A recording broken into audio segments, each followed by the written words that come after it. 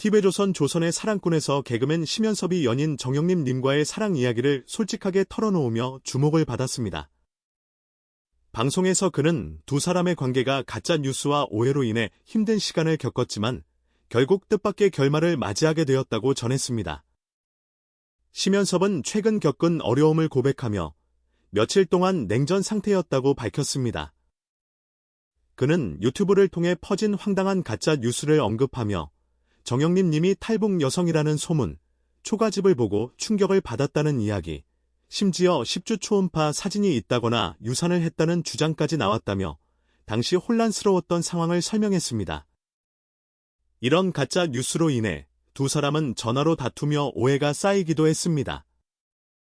그러나 심연섭은 정영림 님이 끝까지 나를 걱정해 주었다며 오히려 이번 일을 계기로 두 사람의 관계가 더욱 가까워졌고 예비 부부로서 새로운 시작을 다짐하게 되었다고 밝혔습니다. 그는 결혼 계획에 대해서도 언급하며 올봄에 결혼하고 싶다. 조만간 장인어른께 정식으로 인사를 드릴 예정이라며 기대감을 드러냈습니다. 하지만 그들의 설렘은 오래가지 못했습니다. 방송이 나간 며칠 후 심연섭의 소속사 대표가 제작진에게 두 사람의 결별 소식을 전하며 안타까움을 자아냈습니다. 심연섭은 직접 정영림 님의 집을 찾아가 인사를 드렸지만 그녀는 우리 관계는 여기까지인 것 같다며 이별을 고했습니다. 정영림 님은 이후 가짜 뉴스로 인해 어머니가 충격을 받아 쓰러졌고 친척들 역시 평범한 사람을 만나야 한다며 결혼을 반대했다고 밝혔습니다. 심연섭은 이별 후에도 정영림 님에게 꾸준히 연락을 시도했지만 그녀로부터 어떤 답장도 받을 수 없었다고 전해졌습니다. 결국 그는 나흘 뒤 초췌한 모습으로 다시 울산을 찾았습니다. 그는 결혼을 준비하며 마련한 신혼집을 공개했지만 집 안에는 서울에서 가져온 짐들만 덩그러니 놓여 있을 뿐이었습니다. 심연섭은 홀로 신혼집에서 정영림 님을 기다리며 깊은 아쉬움과 안타까움을 감추지 못했습니다. 모든 것이 완벽하게 준비된 공간이었지만 가장 중요한 한 사람이 없다는 사실이 그를 더욱 외롭게 만들었습니다. 그러나 두 사람의 이야기는 예상치 못한 반전을 맞이합니다. 이별 위기를 겪었던 두 사람은 결국 서로를 향한 마음을 다시 확인하며 극적으로 재결합하게 됩니다. 심연섭은 방송을 통해 이들의 복잡한 사연과 솔직한 감정을 전하며 시청자들에게 큰 감동과 응원을 받았습니다.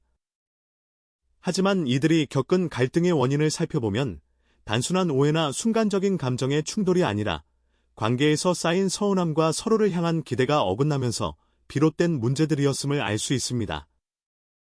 두 사람 사이의 가장 큰 갈등은 심연섭의 무심한 행동에서 시작되었습니다. 그는 주말마다 울산을 찾아 정영림 님과 함께 시간을 보내려고 했지만 정작 그녀와 함께하는 시간보다 울산에 있는 지인들과 술자리를 갖는 일이 더 잦았습니다. 심지어 술자리를 마치고 새벽 늦게야 돌아오곤 했고 정영림 님은 그런 그의 모습을 보며 서운함을 쌓아갔습니다.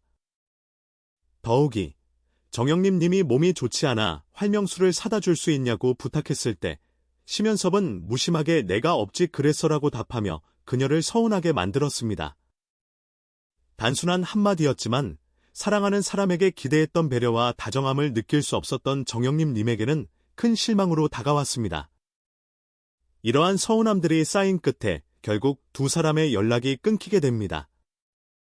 정영림 님과 연락이 닿지 않게 된 심연섭은 그녀를 붙잡고 싶었지만 계속 연락을 시도해도 답장은 오지 않았습니다. 그러던 어느 날 그는 마지막이라는 심정으로 정영림 님에게 문자를 보냈고 그녀가 수업을 듣고 있는 장소 근처 카페에서 기다리기로 결심합니다. 심연섭은 카페에서 정영림 님을 기다리며 그녀와의 지난 날들을 떠올렸습니다. 처음 만났을 때의 설렘, 함께 웃고 이야기했던 시간들, 그리고 최근의 냉랭한 분위기까지.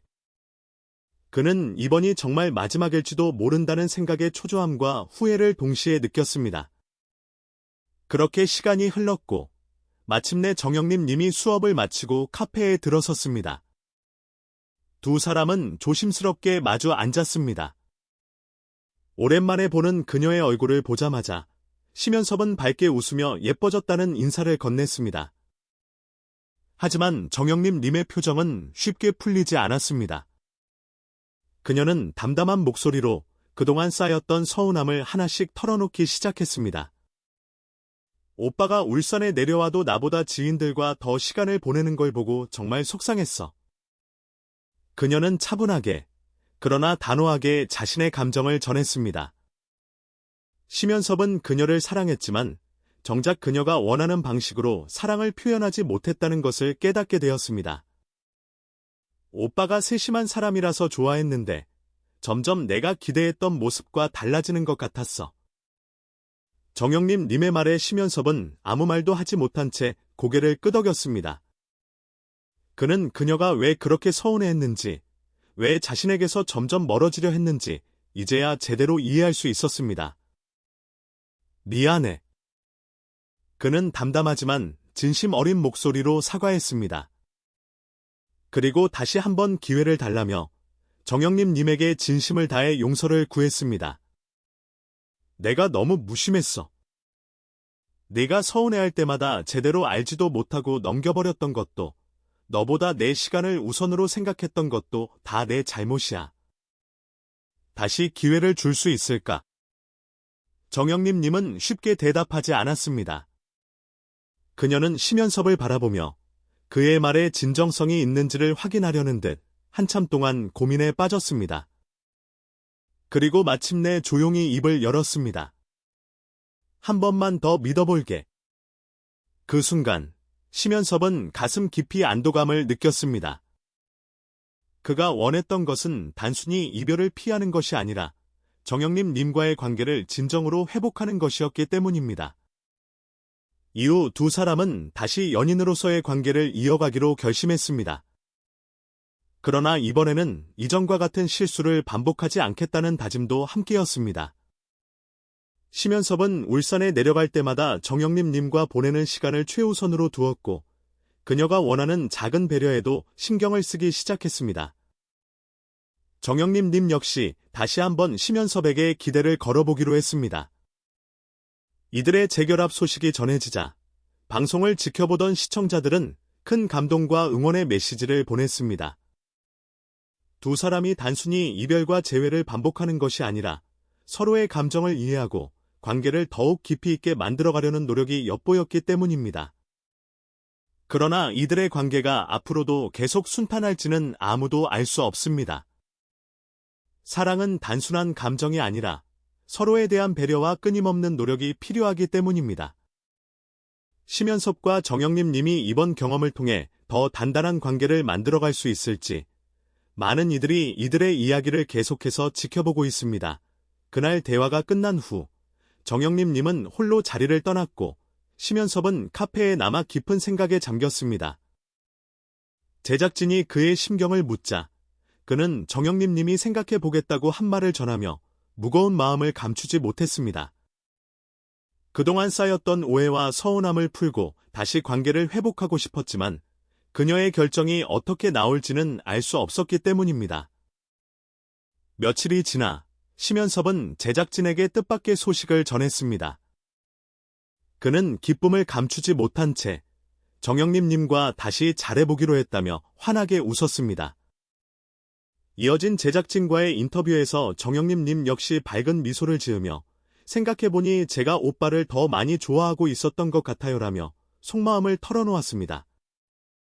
그렇게 두 사람은 우여곡절 끝에 다시 연인으로 돌아왔고 방송을 통해 이들의 재결합 소식이 전해지자 시청자들은 진심 어린 축하와 응원의 메시지를 보냈습니다. 한편 심연섭은 오랜 시간 동안 대중들에게 웃음을 선사하며 개그계에서 독보적인 입지를 다져온 베테랑 개그맨입니다. 그의 코미디 인생은 1994년 MBC 일요일 밤에 코너 개그박스를 통해 신인 개그맨으로 데뷔하면서 시작되었습니다. 이후 1996년 그는 SBS 공채오기 개그맨으로 정식 합격하며 본격적인 코미디 활동을 펼치게 됩니다. 그러나 그의 개그 인생은 순탄치만은 않았습니다. 1990년대 후반 IMF 외환위기의 여파로 SBS 코미디 프로그램들이 연달아 폐지되면서 그는 방송 활동에 어려움을 겪게 됩니다. 하지만 포기하지 않고 KBS로 이적하면서 새로운 기회를 모색했습니다. 이곳에서 그는 서세원 쇼의 내부 코너 시사 29에 출연하며 재기에 성공하였고 다시 대중의 주목을 받기 시작했습니다. 많은 사람들은 그가 비교적 늦게 개그계에 자리 잡았다고 생각하지만 실제로는 강호동, 김구라, 박명수, 박수홍, 염경환, 지상렬, 김경식 등 당대 최고의 개그맨들과 함께 활동해왔습니다. 2024년 기준으로 그는 데뷔 30년 차를 맞이하며 한국 개그계를 대표하는 베테랑 코미디언으로 자리 잡았습니다. 특히 1999년 그는 KBS 개그 콘서트의 전설적인 코너 사바나의 아침에서 추장 역할을 맡으며 오랜 무명 생활을 끝내고 대중의 큰 사랑을 받기 시작했습니다. 이 코너를 통해 그는 수많은 유행어를 탄생시키며 스타덤에 올랐고 이후 봉숭아 학당에서는 맹구 캐릭터로 또 한 번 강렬한 인상을 남겼습니다. 이때부터 심연섭은 자타가 공인하는 개그 콘서트의 초대 아이콘이자 KBS를 대표하는 젊은 개그맨으로 자리매김했습니다. 그의 개그 스타일은 단순히 웃음을 유발하는 것을 넘어 시대를 반영한 풍자와 독특한 캐릭터 해석으로 대중들에게 깊은 인상을 남겼습니다. 특히 사바나의 아침에서 선보인 능청스러운 연기와 유행어는 당시 개그 콘서트 팬들에게 큰 사랑을 받았고 이후 다양한 예능 프로그램에서도 그의 개성을 10분 발휘할 수 있는 기회가 되었습니다. 그러나 시간이 지나며 개그 콘서트의 인기가 하락하고 코미디 프로그램이 점차 사라지면서 심연섭 역시 방송 활동이 줄어들게 됩니다. 하지만 그는 이에 굴하지 않고 유튜브 채널을 개설하며 새로운 도전에 나섰습니다. 과거의 영상을 활용한 추억 소환 콘텐츠부터 다양한 일상 브이로그까지 다양한 시도를 통해 대중과 소통하려는 노력을 기울이고 있습니다. 최근에는 오디션 프로그램, 리얼리티 예능 등 새로운 형식의 프로그램에도 출연하며 제2의 전성기를 꿈꾸고 있습니다. 특히 조선의 사랑꾼에서 자신의 연애 스토리를 진솔하게 공개하며 또 다른 모습으로 시청자들과 공감대를 형성하였습니다. 이는 단순한 웃음을 넘어 그의 인간적인 면모를 보여주며 다시금 대중과 가까워지는 계기가 되었습니다. 심연섭의 인생은 단순한 개그맨의 성공 스토리가 아닙니다.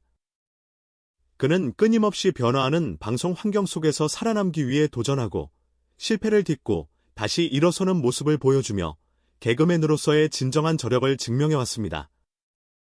이제 그는 개그뿐만 아니라 다양한 방식으로 대중과 소통하는 엔터테이너로 거듭나고 있습니다. 그는 김영철, 강성범 등과 함께 개그 콘서트의 황금기를 이끌었으며 대한민국 코미디 역사에 뚜렷한 족적을 남겼습니다. 그의 개그 스타일은 단순히 웃음을 유발하는 것을 넘어 실험적이고 독창적인 연출로 대단하다는 찬사를 받기에 충분했습니다. 특히 다양한 성대모사와 독특한 효과음을 자유자재로 활용하며 다른 개그맨들이 쉽게 따라 할 수 없는 자신만의 개그 스타일을 구축했습니다. 그는 또렷한 발음과 독특한 억양을 살린 성대모사, 정체불명의 대사를 을조리는 듯한 개그 연출로 큰 사랑을 받았습니다. 이러한 특징적인 개그 스타일 덕분에 그의 무대는 언제나 신선했고 코너마다 색다른 캐릭터와 유행어를 탄생시키며 많은 팬들의 열렬한 지지를 받았습니다. 특히 특유의 엉뚱한 캐릭터와 예상치 못한 반전 개그는 그의 트레이드마크가 되었으며 대중들은 그의 코미디를 단순한 유머가 아닌 하나의 예술로 받아들이기까지 했습니다. 그러나 심연섭은 자신의 성공에 만족하지 않았습니다. 그는 후배 개그맨들을 돕고 코미디계를 더욱 발전시키기 위해 노력하며 든든한 선배로 자리 잡았습니다. 특히 군복무를 마치고 방송 복귀에 어려움을 겪던 동기 김준호와 강성범에게 개그 콘서트 출연을 적극 권유하며 새로운 기회를 만들어 주었습니다. 심연섭의 도움으로 김준호와 강성범은 다시 무대에 설 수 있었고 이후 두 사람은 공개 코미디의 황금기를 이끄는 주역으로 성장하게 되었습니다. 이는 단순히 두 후배의 성공을 돕는 데 그친 것이 아니라 코미디 업계 전체의 활력을 불어넣는 중요한 계기가 되었습니다. 그가 아니었다면 김준호와 강성범이 코미디계에서 다시 자리 잡는데 더 오랜 시간이 걸렸을지도 모릅니다. 당시 심연섭은 공개 코미디 활성화의 중심에 서 있던 인물로 평가받습니다. 그는 단순히 본인의 개그 실력을 뽐내는 데 그치지 않고 코미디 업계 전반을 바라보는 넓은 시야를 가지고 있었습니다. 후배들에게 기회를 주고 새로운 개그 트렌드를 주도하며 코미디 문화 자체를 발전시키는 데 기여했던 것입니다. 뿐만 아니라 그는 개그계에서 자신의 입지를 확고히 하면서도 대중과 더욱 가까워지기 위해 다양한 시도를 했습니다. 2000년에는 일간 스포츠의 자서전을 연재하며 자신의 가족 이야기를 공개해 큰 화제를 모았습니다. 이 연재에서 그는 연예인의 삶뿐만 아니라 어린 시절과 가족에 대한 솔직한 이야기까지 털어놓으며 많은 이들의 공감을 얻었습니다. 특히 그는 정치적 입장을 명확히 밝힌 적이 없음에도 불구하고 김대중 대통령의 성대모사로 대중들에게 큰 사랑을 받았습니다. 그의 재치 넘치는 표현력과 유머 감각은 국민들에게 호감을 샀으며 단순한 개그맨을 넘어 친근하고 신뢰받는 인물로 자리 잡는 계기가 되었습니다. 이러한 이미지 덕분에 그는 코미디 무대뿐만 아니라 공적인 자리에서도 활약하게 됩니다. 청와대 어린이날 행사에서 사회를 맡는 등 다양한 국가 행사에도 초청되었으며 개그맨으로서의 영향력을 더욱 넓혀갔습니다. 개그가 단순한 오락이 아니라 대중과 소통하는 중요한 매개체가 될 수 있다는 것을 몸소 증명한 것입니다. 심연섭의 다재다능함은 단순히 개그에 국한되지 않았습니다. 그는 자신의 개그 스타일을 유지하면서도 시대의 흐름에 맞춰 다양한 활동을 시도하며 끊임없이 변화해 나갔습니다. 코미디뿐만 아니라 예능, 토크쇼, 심지어 공적인 행사까지 그가 서 있는 무대는 언제나 다채로웠습니다. 그는 디즈니 애니메이션 쿠스코에서 주인공 쿠스코의 목소리를 연기하며 특유의 익살스러운 표현력과 개성 넘치는 목소리 연기로 호평을 받았습니다. 이를 통해 연기자로서의 재능을 입증했으며 단순한 개그맨을 넘어 다양한 영역에서 활동할 수 있는 가능성을 보여주었습니다. 또한 KBS에서 방영된 니켈로디언 어린이 프로그램 수수께끼 블루에서 와 아저씨라는 이름으로 진행을 맡아 어린이들과 친근하게 소통하며 큰 사랑을 받았습니다.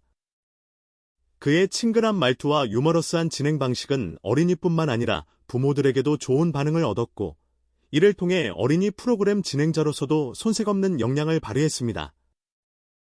2002년 그는 도래를 빛낸 코미디언으로 선정되며 명실상부한 전성기를 맞이했습니다. 그의 개그 스타일은 독창적이면서도 대중과 공감대를 형성하는 방식이었고 이는 그를 당대 최고의 개그맨 중 한 명으로 자리매김하게 만들었습니다. 하지만 그가 후배들에게 존경받는 이유는 단순히 코미디 실력 때문만은 아니었습니다. 심연섭은 권위적인 태도나 엄격한 군기 문화 대신 후배들과 편안하고 즐거운 분위기 속에서 함께하는 선배로 유명했습니다. 그는 개그계의 군기 문화보다는 창의적이고 자유로운 개그 환경을 만드는 것이 더 중요하다고 믿었고 후배들에게 부담을 주기보다는 그들이 스스로 개그를 발전시킬 수 있도록 돕는 데 집중했습니다. 그러나 이러한 긍정적인 분위기 속에서도 개그계 내부에서는 심각한 문제가 터져나왔습니다. 후배 개그맨 김진철이 얼차려 폭행 사건을 겪으며 큰 논란이 일었던 것입니다. 이는 개그계의 오래된 군기 문화가 다시금 도마 위에 오르는 계기가 되었고 심연섭은 이에 대해 깊은 우려를 표했습니다. 그는 개그맨은 국민들에게 웃음을 주는 존재인데 정작 우리는 웃지 못할 모습을 보이고 있다라며 개그계의 책임감을 강조했습니다. 그의 발언은 단순한 비판을 넘어 개그계 전반에 대한 성찰을 촉진하며 많은 이들에게 큰 울림을 주었습니다. 이후 그는 방송 진행자로서도 두각을 드러냈습니다. 특히 SBS 예능 프로그램 러브 투나잇에서 MC로 활약하며 색다른 매력을 선보였습니다. 이 프로그램은 그의 SBS 복귀작이기도 했으며 메인 MC 이용렬을 중심으로 심연섭, 황승환, 박성호, 이태식, 김숙희 등이 보조 진행자로 함께하며 다양한 코너를 이끌어 나갔습니다. 러브 투나잇은 30에서 40대 부부들이 편안하게 즐길 수 있는 밝고 유쾌한 커플 예능을 목표로 시작되었습니다. 일반 부부들이 출연해 서로에 대해 얼마나 잘 알고 있는지를 테스트하는 퀴즈 코너, 건강 체조를 소개하는 코너 등으로 구성되어 비교적 건전한 콘텐츠를 지향했습니다. 그러나 시간이 지나면서 시청률 부진이 지속되었고 프로그램의 정체성이 점차 흔들리기 시작했습니다. 특히 초반에 인기를 끌었던 퀴즈 코너가 사라지고 건강 체조 코너도 기존의 취지에서 벗어나기 시작했습니다.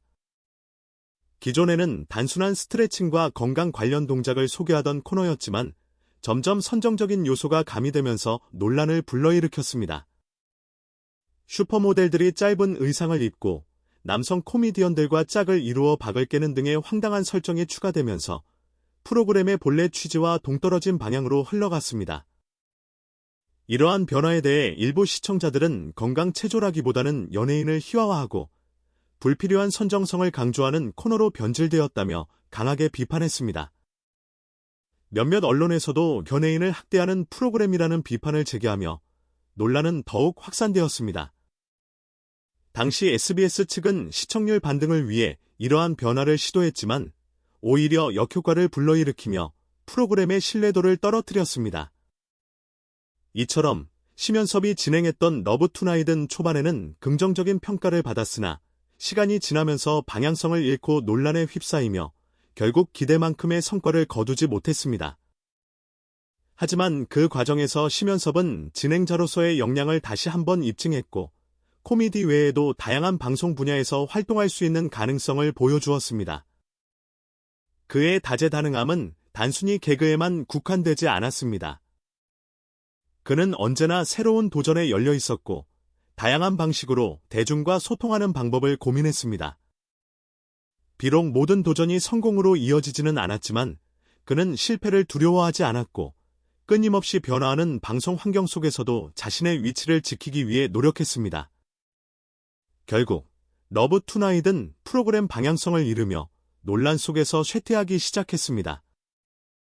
보조 진행자였던 심연섭을 비롯해 황승환, 박성호, 이태식, 김숙 등 주요 출연진이 차례로 하차했고 2003년 1월 15일부터는 이용렬의 단독 진행 체제로 변경되었습니다. 하지만 이는 프로그램의 분위기를 살리는 데 큰 도움이 되지 못했습니다.